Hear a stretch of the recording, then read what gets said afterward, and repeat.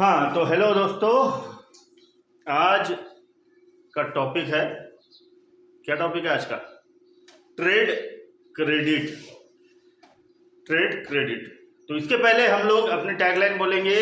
Tagline क्या है हमारी, याद है किसी को? होना है अच्छे नंबरों से पास तो आ जाओ एनएसए के पास। नीलेसर एकेडमी एनएसए एकमात्र ऐसी जगह है जहां आप लोगों को अच्छा स्कोर करने की टेक्निक बताई जाती है और वही टेक्निक के तहत हम लोगों का एसपी का कॉर्पोरेट फाइनेंस का लेसन का लास्ट टॉपिक चल रहा है, जो कि सबसे मेन टॉपिक कहलाता है, क्योंकि ट्रेड क्रेडिट जो है इसके बिना कोई भी बिजनेस चलता नहीं है। अमीर से अमीर इंसान रहो, दुनिया का सबसे अमीर इंसान भी अगर रहे तो भी ये ट्रेड क्रेडिट से बच नहीं पाता है। ये ट्रेड क्रेडिट इतना इम्पोर्टेंट है। अब वो क्यों है तो हम लोग देखते हैं, पढ़कर देखते हैं, समझते हैं कि ट्रेड क्रेडिट होता क्या है। अच्छा, ट्रेड यानी क्या होता है? हिंदी में मराठी में क्या बोलते हैं हम लोग? व्यापार, है ना, व्यापार बोलते हैं। क्रेडिट यानी क्या बोलते हैं? उधारी, है ना। तो उधारी में व्यापार करना सही मीनिंग है। ट्रेड क्रेडिट यानी उधारी में व्यापार करना। और ये उधारी में व्यापार करना ये सबसे इंपॉर्टेंट चीज है और हर बिजनेसमैन ये करता जरूर है। क्यों करता है? क्या पैसे नहीं होते उसके पास? पैसे नहीं होते?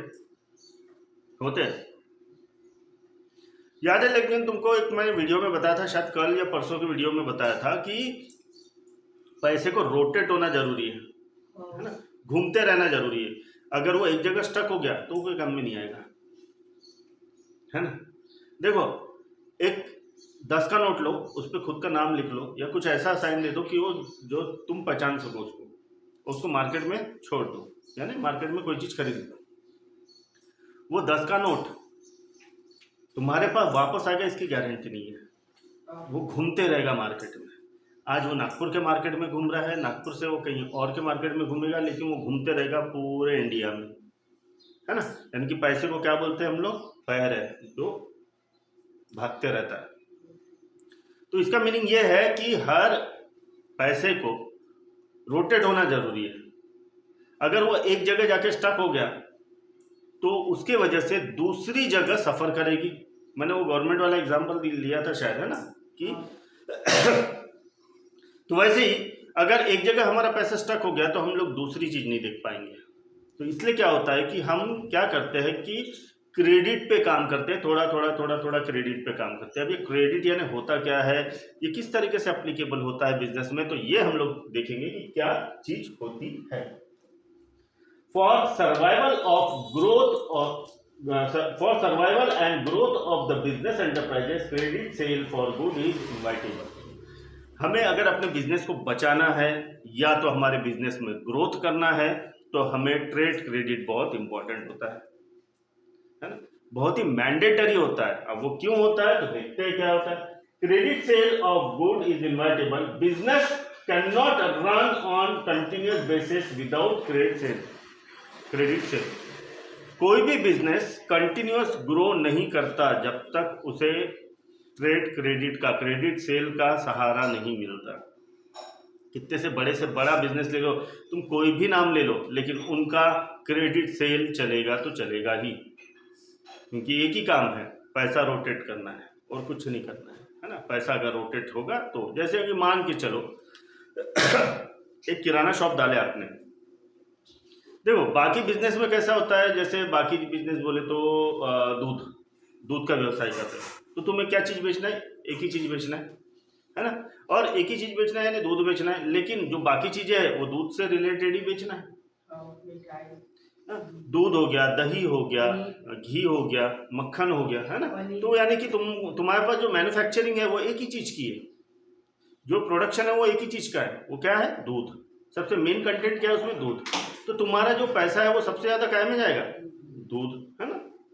लेकिन एक किराना शॉप खोलते हो तो तुम्हें क्या बेचना है उसमें? बहुत सारी चीजें। किराना बोले तो ग्रोसरी, है ना। ग्रोसरी बोले तो रोज खाने पीने का सामान, है ना। तो तो उसमें क्या आ गया, दाल चावल, है ना, दाल चावल आ गया, आटा आ गया, गेहूँ आ गया, है ना। लेकिन इसके साथ साथ साबुन भी बेचना होता है, इसके साथ साथ कोलगेट भी बेचना होता है, इसके साथ साथ ब्रश भी बेचना होता है ना। अनगिनत चीजें, पूजा का सामान भी बेचना होता है, हल्दी कुकू ये सब चीजें भी बेचना होता है। यानी कि ग्रोसरी बोले तो सिर्फ खाने पीने के सामान तक के अब सीमित नहीं रहा। ग्रोसरी बोले तो रोजमर्रा की चीजें, रोज लगने वाली चीजें, चाहे वो पूजा का सामान हो, नहाने का सामान हो, या भूख मिटाने का सामान हो, है ना। तो अब अगर मैं पूरा का पूरा पैसा अगर मैं सिर्फ खाने पीने का सामान खरीदने में अगर लगा दूं, तो मैं बाकी चीजें खरीद कैसे पाऊंगा बेचने के लिए, है ना। यहाँ आती प्रॉब्लम, समस्या आती। तो किराना शॉप कैसे चलते हैं, देखो आप कोई भी चीज पूछने जाओ मिलेगा उसके पास। इवन कोई भी ब्रांड पूछो, साबुन ही खरीदने जाएंगे, अगर मैं बोलूँ कि भैया मेरे को पियर्स का साबुन देना है, दे देगा। अगर उसको मैं बोलूँ पियर्स का 10 रुपये वाला साबुन देना, 20 रुपये वाला साबुन देना, 30 रुपये वाला, वो भी दे देगा। यानी कि क्या हो गया, ब्रांड तो अलग अलग है ही, साथ में उसके वेराइटीज भी अलग अलग है। सब मेंटेन करना है उसको, हर एक चीजें मेंटेन करना है। अब मैं ब्रश खरीदने जाऊँ, 10 रुपये वाला ब्रश दे, 20 वाला दे, 30 वाला दे, अब मैं कंपनी भी मांग सकता हूँ उसमें। यानी कि क्या है कि अगर मुझे कोई बिजनेस करना है तो मुझे तो ब्रांड तो रखना ही है, ब्रांड के साथ साथ वेराइटीज भी रखना है उसकी। यानी कि कम पैसों का, ज्यादा पैसों का, हर एक तरीके के मेरे पास कस्टमर्स आएंगे। अब इसके लिए लगेगा पैसा। अब इसके लिए जब अगर पैसा लग रहा है, तो अगर मैं कंटिन्यू अगर नकदी में अगर चीजें खरीदूं, तो कहीं ना कहीं मैं दूसरे ब्रांड और दूसरे वेराइटीज नहीं खरीद पाऊंगा, क्योंकि बहुत सारी वेराइटीज मार्केट में है और कस्टमर्स अलग अलग वेराइटी और ब्रांड के लिए आते हैं, है ना। तो इसके लिए मैं क्या करूंगा, जो भी सामान बेचने के लिए जो खरीदूंगा, तो वो खरीदूंगा उधारी में। मैं उधारी में खरीदूंगा, बेचूंगा उसको, वहां से रेवेन्यू जनरेट करूंगा, और जिसके से उधारी लिया हूं उसको पैसा देते रहूंगा। तो इससे क्या होगा, मैं हर एक ब्रांड रख सकता हूँ, हर एक वेराइटी रख सकता हूँ, और इस वजह से मेरा बिजनेस रोटेट होते रहेगा। तो यही है ट्रेड क्रेडिट, कि हम उधारी में माल ले और वो उसे बेचे। उसके बाद आते हैं हम लोग, credit is treated as soul of business. Credit जो उधारी है, ये बिजनेस की आत्मा है। आत्मा है, जैसे बिना आत्मा के शरीर कोई काम का नहीं, तो वैसे ही बिना क्रेडिट के से बिजनेस कोई काम का नहीं, क्योंकि आप ज़्यादा दिन तक के बिजनेस कर ही नहीं पाएंगे अगर आपने उधारी ना तो दी या तो ली। अगर उधारी देना भी ज़रूरी है, उधारी लेना भी ज़रूरी है। देखो किराना शॉप में एक बुक बन जाती है तुम लोगों की, है ना, और महीने भर उसमें से सामान खरीदते हो और महीने के आखिरी में जाके तुम उसका पैसा पेड करते हो, है ना, यानी वो उधारी में देता है, तो ऑब्वियसली उधारी में खरीदता भी होगा, है ना। तो इसी वजह से देखो चलते आ रहा है, रोटेशन चलते आ रहा है, रोटेशन चलते आ रहा है। Trade creditor mean and include. अब ट्रेड क्रेडिटर यानी कि उधारी देने वाले हमें कौन होते हैं, हमें देने वाले होते हैं मैन्युफैक्चरर्स होते हैं, प्रोड्यूसर होते हैं, सप्लायर्स होते हैं, ये क्या है, गुड्स एंड मटेरियल्स के। ये लोग क्या करते हैं, उधारी देते हैं हमें कि भैया ये लो, ये सामान लो और जाके बेचो, बेच कर जो पैसा आएगा तो मेरा हिस्सा मुझे दे देना, तुम्हारा हिस्सा रख लेना, हो गई ये उधारी, है ना। अच्छा, ये इसमें दोनों का फायदा है। मान के चलो कि मैं मैन्युफैक्चरर हूँ और तुम लोग किराना शॉप वाले हो, मैं आप लोगों को अगर नकदी अगर माल दूँ तो तुम्हारे में से 1 या 2 लोग खरीदेंगे, बाकी लोग नहीं खरीदेंगे। अगर मैं उधारी में देना चालू करूँ, अरे भाई ले उधारी में ले और 1 महीने के बाद पैसे देना, आराम से खरीदूंगा, क्योंकि 1 महीने का समय मिला है तुमको और 1 महीने में आराम से बिक भी जाता है सामान। नहीं तो इतना तो बिकेगा, अगर 10 सामान अगर लिया तो उसमें से 8 तो बिकेगा, है ना। यानी कि जो उधारी है वो उधारी तो चुकेगी, लेकिन कोई गिराई वापस जाएगा क्या मेरे पास से, नहीं ना, है ना। तो यानी कि यहाँ दोनों का फायदा हो रहा है ना, दोनों का फायदा हो रहा है यहाँ। तो इसीलिए मैन्युफैक्चरर, प्रोड्यूसर और सप्लायर जो है ये हमें उधारी में सामान देते हैं। Credit period is granted or extended by the trade creditor to the borrower with the main objective to expand sale। अब मैंने मान के चलो कि 1 महीने के लिए तुम लोगों को उधारी में माल दिया, अब नया ब्रांड था, महंगा था, तो बिकने में समय लग रहा है ना, बिक नहीं रहा है प्रॉपर। तो मैंने क्या किया, भैया एक काम कर, 1 महीना नहीं बिक रहा क्या, और 1 महीने की क्रेडिट ले ले, तो उससे क्या होगा कि भैया मेरा माल मेरे को वापस नहीं आएगा, और तुम्हारा कैसा है कि तुमको पैसे नहीं देना पड़ेगा जब तक ये बेचेंगे नहीं। बेचेंगे उसके बाद में। ऐसे कौन सा प्रोडक्ट है जो साल में एक आधी बारी बिकते हैं लेकिन सप्लाई रोज का होता है?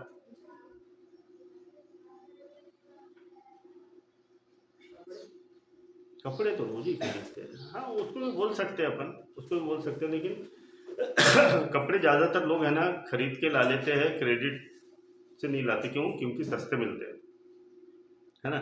और कैसा वही कपड़ा दोबारा नहीं बिकता ना, अलग अलग वैरायटीज बिकती है ना। तुमने अगर आज लाल कलर का शर्ट खरीदे तो अगले बार भी लाल कलर का शर्ट नहीं खरीदोगे, कोई दूसरा चीज़ खरीदोगे, है ना। अब इसमें हम लोग अगर देखेंगे तो परफ्यूम का बिजनेस है, ऐसा बिजनेस है कि हम लोग लॉट में मंगा के तो रख लेते हैं लेकिन तुरंत तुरंत नहीं बिकता है ना। आप देखो ये जो बड़ी बड़ी पान शॉप होती है ना, पान शॉप में देखना सबसे ज़्यादा रखे रहते हैं परफ्यूम्स, है ना।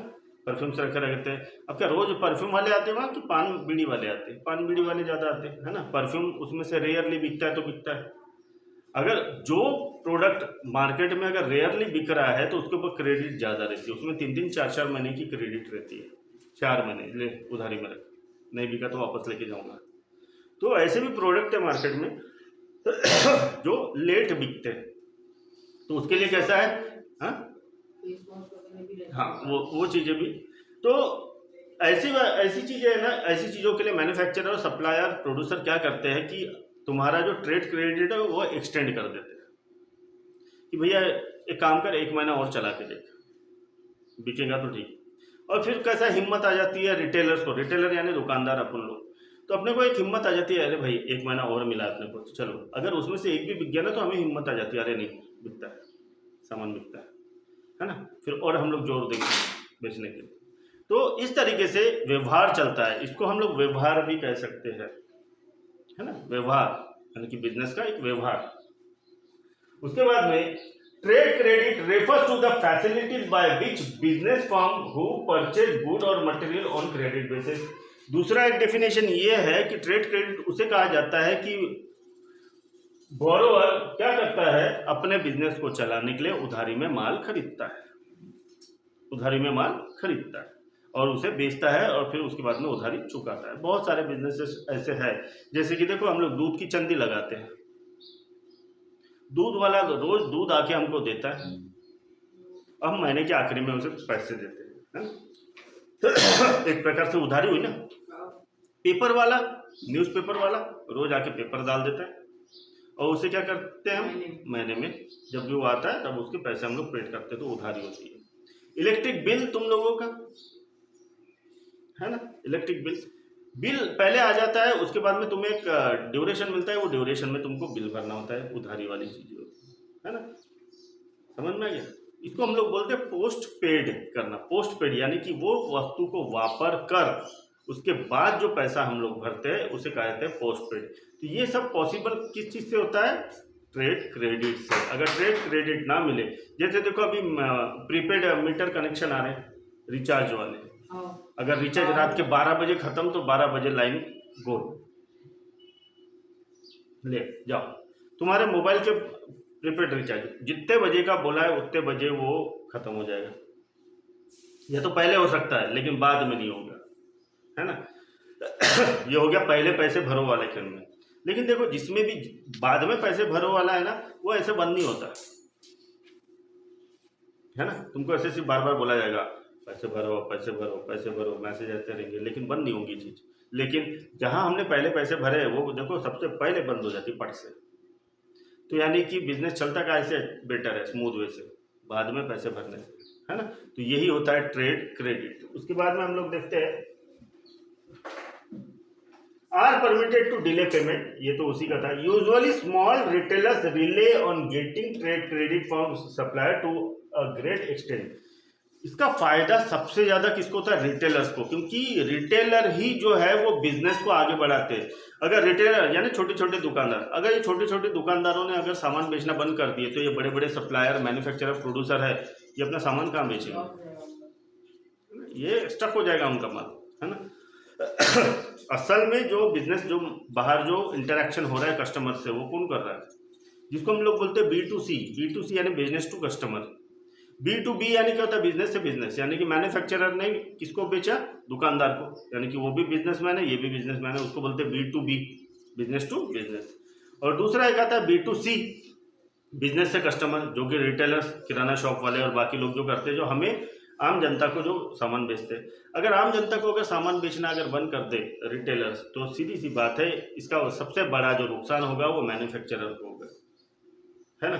तो इसीलिए रिटेलर्स को खुश रखने के लिए सबसे इम्पोर्टेंट है कि मैन्युफैक्चरर, प्रोड्यूसर, होलसेलर, जो सप्लायर जो है, इनको क्रेडिट में ही माल देना होता है। मोस्टली जो चीज़ें हैं वो क्रेडिट में ही मिलती है, ताकि रिटेलर्स उसे स्मूथ वे से बेच सके, ठीक। लेकिन फ़ायदा रिटेलर का ही है इसमें सबसे ज़्यादा, क्योंकि वो कैसा है, वैरायटी ऑफ प्रोडक्ट्स रख सकता है। अगर उसे अगर नकदी में खरीदना रहा ना, तो वो वैरायटी ऑफ प्रोडक्ट्स नहीं रख पाएगा, है ना। समझ में आया। उसके बाद में trade creditor like manufacturer, wholesaler और सप्लायर्स अलाउ 30 डेज। अब इसमें भी देखो कंडीशन जो मैंने तुमको पहले बताया था, 30 डेज और more to their customers for making payment and bill amount. ज़्यादातर मोस्टली जो क्रेडिटर होते हैं ये आपको 30 डेज का एक ग्रेस पीरियड देते हैं कि 30 डेज में आपको आपका पैसा क्लियर करना है। 30 डेज में अगर नहीं करे तो हो सकता है सामान उठा के लेके जाए। लेकिन अगर अच्छे क्रेडिटर है तो वो क्या करते थे, एक्सटेंड कर देते हैं, एक काम कर 15 दिन और कर ले, एक काम कर 1 महीना और, है ना। तो इस तरीके से कैसा व्यवहार चलते रहता है और बिजनेस स्मूथ वे से चलते रहता है। तो इसमें कैसा कोई प्रॉब्लम नहीं आती, पैसा रोटेट होते रहता है प्रॉपर। नहीं तो रिटेलर अगर हर चीज़ के को नकदी खरीद कर अगर बेचना शुरू करे ना, उसके पास 1 रुपया नहीं टिकेगा, चीज़ें खरीदने में और बेचने में जाएगा, है ना। तो फिर वो अपना घर कैसे सर्वाइव कर पाएगा, क्योंकि देखो रोज वाला जो चीज़ है वो सीधी सी बात है, रोज खरीदना है उसको, रोज बेचना है, रोज खरीदने के पैसे तो जमा करना पड़ेगा उसे। जैसे सब्जी भाजी वाले देखो उधारी में नहीं खरीद के लाते, वो लोग क्या करते हैं, वहाँ से नकदी में खरीद के लाते और यहाँ बेचते हैं, है ना। तो उन्हें रोज का उतना पैसा जमा के रखना पड़ता है कि भैया इतने पैसे का मुझे सामान खरीदना है, इतने पैसे का सामान अगर मुझे खरीदना है तो इतने पैसे कमाना है और इतने पैसे मुझे उनको देना है। वो भी चीज़ अगर उधारी में मिले तो मैं तो बोलता हूँ ना, हर सब्जी वाला इतनी ढेर सारी सब्जी लेके बैठ जाएगा, अलग अलग वैरायटी के लेके बैठ जाएगा। लेकिन ना बहुत सारे सब्जी वालों के पास हर एक वैरायटी नहीं मिलती। लहसुन प्याज वाला जो प्याज और आलू वाला जो है, प्याज आलू और लहसुन, तो वो बाकी हरी भाजियाँ बेचेगा ही नहीं, क्योंकि उसका पैसा इसी में खर्चा हो गया। हरी भाजी वाले देखना थोड़ी थोड़ी सब्जियां लेके बैठते। कोई अगर एकदम लॉट वाला लेके आता, जैसे फूल गोभी सीधा वो गाड़ी से लेके आता, तो उसी में ना पूरा पैसा काय में खर्चा कर देता एक ही सब्जी में ये, और बेचता है फिर, है ना। लेकिन सब लोग हर एक वेराइटी ला के नहीं रखते। अगर हर एक वेराइटी लाना है तो आप लोगों को मन में ज़्यादा सामान नहीं लेना पड़ेगा, थोड़ा थोड़ा लेना पड़ेगा। जैसे देखो रोज बेचने वाले जो सब्जी वाले हैं, जिनकी शॉप होती है, तो उनके पास देखना कि थोड़ा सामान होता है हर एक चीज़ का, और थोड़ा सामान वो लोग खरीदते हैं। लेकिन लॉट में खरीद पाते हैं क्यों? क्योंकि वहाँ ट्रेड क्रेडिट नहीं मिलता है। लेकिन जहाँ अगर ट्रेड क्रेडिट मिलता है तो वहाँ हम लोग ज़्यादा सामान लेकर बेचने की कोशिश करते हैं, जिसे कहा जाता है ट्रेड क्रेडिट।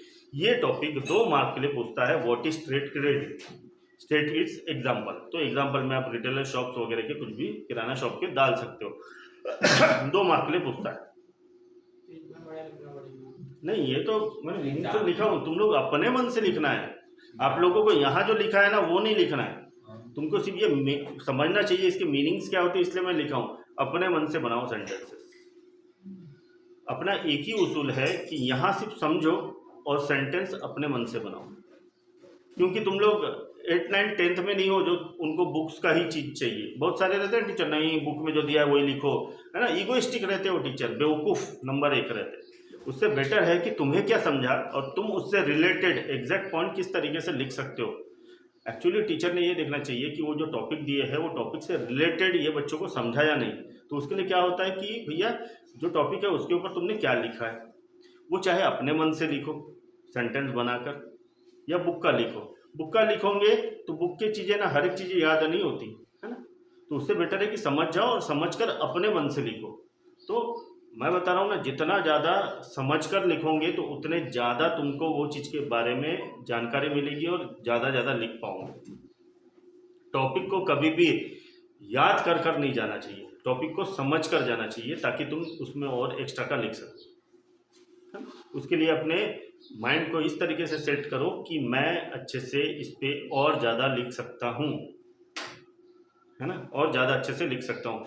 देखो हर एक चीज़ को एग्जाम्पल के साथ लिखो, एग्जाम्पल्स डालते जाओ, उसमें ढेर सारे एग्जाम्पल्स डालते जाओ, बहुत अच्छा बड़ा भी आंसर दिखेगा और बहुत अच्छा, यानी कि आगे वाले को ये समझ में आएगा कि यार ये इतने ढेरों एग्जाम्पल दे रहा है, यानी इससे बहुत अच्छे से ये टॉपिक समझा, समझे। जैसे कि तुम लोग तो कॉमर्स में हो, आर्ट्स वाले स्टूडेंट को देखना, उनका एक क्वेश्चन जो रहता है उसके 4-4 पेज उनको आंसर लिखना होता है। आर्ट्स के स्टूडेंट से कभी मिलना, वो लोगों का एक पेज से ऐसा नहीं गिना जाता, उनके 4-4 पेज गिने जाते हैं।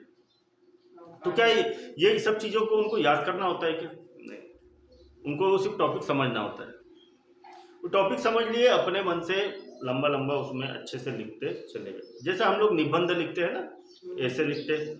ऐसे को हम लोग जो टॉपिक अगर याद करके जाएंगे, अगर वो नहीं आया तो जैसे मैं माय बेस्ट फ्रेंड अगर पढ़ के गया और आ गया वहां कि माय फादर, तो क्या लिखूंगे? I have many father but my best father is Ramu. क्यों? क्योंकि मैंने बेस्ट फ्रेंड का पढ़ के गया था, है ना, होता है ना ऐसा। तो उससे अच्छा कि रटने से बेटर है कि हम लोग अगर टॉपिक को समझे और टॉपिक को अगर समझकर अपने सेंटेंसेस बनाना शुरू करें ना, तो हम लोगों के सामने कोई भी टॉपिक आ जाए हम लोग आसानी से लिख सकते हैं, है ना, वही चीज। तो इसलिए समझिए आज का टॉपिक। अब हम लोग कल से देखेंगे इकोनॉमिक्स। आज हमारा एसपी खत्म होता है, कल से हम देखेंगे इकोनॉमिक्स, ठीक है। उसके बाद से फिर से रिपीट करते जाएंगे। ऐसा हमारा कब तक ये चलेगा? दिवाली तक। दिवाली के बाद हम लोग फिर चालू करेंगे अकाउंट, ठीक है, क्योंकि अकाउंट ताज़ा ताज़ा अगर याद रहे तो ही बेटर है, नहीं तो बहुत कन्फ्यूज़न आता है दिमाग में और फिर अच्छे से एग्ज़ाम नहीं दे पाते हम लोग। तो हम लोग दिवाली तक के यही जो बाकी के सब्जेक्ट है इसी को रोटेट करते हुए जाएंगे। समझ में आया? तो अगर अभी तक के आपने हमारे चैनल को सब्सक्राइब नहीं किया है तो सब्सक्राइब कीजिए, लाइक कीजिए, शेयर कीजिए, फॉलो कीजिए हमारे वीडियोस को और ज़रूरतमंदों के साथ बिल्कुल शेयर कीजिए। और अगर आपको कोई दूसरे टॉपिक पर वीडियो चाहिए तो वो भी आप हमें कमेंट कर बता सकते हैं और उस पर हम वीडियो बनाकर आप तक के पहुंचाएंगे। अगले वीडियो के लिए रेडी रहिए, तब तक के लिए इसकी प्रैक्टिस करते रहिए, तब तक के लिए स्टे ट्यून एंड जय हिंद।